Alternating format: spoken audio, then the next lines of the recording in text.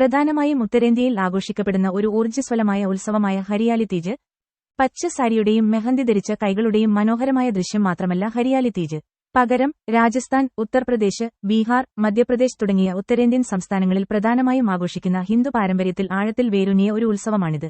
സ്ത്രീകൾ പച്ചവസ്ത്രം ധരിക്കുന്നു, ഉപവാസം അനുഷ്ഠിക്കുന്നു, മെഹന്തി പ്രയോഗിക്കുക, ഊഞ്ഞാലാടുക തുടങ്ങിയ ആചാരങ്ങളിൽ പങ്കെടുക്കുന്നു. ഇത് ശിവന്റെയും പാർവതി ദേവിയുടെയും കൂടിച്ചേരലിനെയും ഭക്തി, സ്ഥിരോത്സാഹം, ദൈവിക സ്നേഹം എന്നിവയുടെ ശക്തമായ കഥയെയും അടയാളപ്പെടുത്തുന്നു. ഹിന്ദു പുരാണങ്ങളനുസരിച്ച് ശിവന്റെ ഹൃദയം കീഴടക്കുന്നതിനായി മാ പാർവതി 108 ജീവിതകാലം തപസ്സു ചെയ്തു. ഹരിയാലി തീജിൽ ആ ആഗ്രഹം സഫലമായി. അതുകൊണ്ടാണ് ദാമ്പത്യ സന്തോഷത്തിന്റെയും അചഞ്ചലമായ സ്നേഹത്തിന്റെയും സ്ത്രീശക്തിയുടെയും പ്രതീകമായി ഈ ദിവസം ആഘോഷിക്കുന്നത്. ഹരിയാലി എന്നാൽ പച്ചപ്പ് എന്നാണ് അർത്ഥം. മൺസൂൺ കാലത്താണ് ഈ തീജ് എത്തുന്നത്. ഭൂമി പച്ചയായി മാറും. പച്ച നിറം ഫലഭൂയിഷ്ഠത, വളർച്ച, സമൃദ്ധി എന്നിവയെ സൂചിപ്പിക്കുന്നു. ഈ ദിവസം സ്ത്രീകൾ പച്ചവസ്ത്രങ്ങളും വളകളും ധരിക്കുന്നതിന്റെ കാരണം ഇതാണ്. പരമ്പരാഗതമായി വിവാഹിതരായ സ്ത്രീകൾക്ക് ഇതൊരു ഉത്സവമാണെങ്കിലും അവിവാഹിതരായ പെൺകുട്ടികളും ഉപവസിക്കുകയും ശിവനെപ്പോലെ അർപ്പണബോധമുള്ള ഒരു ജീവിത പങ്കാളിയെ അനുഗ്രഹിക്കണമെന്ന് പ്രാർത്ഥിക്കുകയും ചെയ്യുന്നു.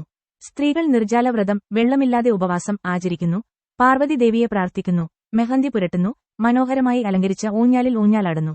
ഈ പുരാതന ഉത്സവം തുടർന്നും പ്രചോദിപ്പിക്കുന്നതിന്, അതിൽ ചേരുന്നതിനും പച്ചനിറം ധരിക്കുന്നതിനും ശക്തിയും പ്രത്യാശയും ഓർത്തിരിക്കുന്നതിനും മനോഹരമായ ചിലതുണ്ട്.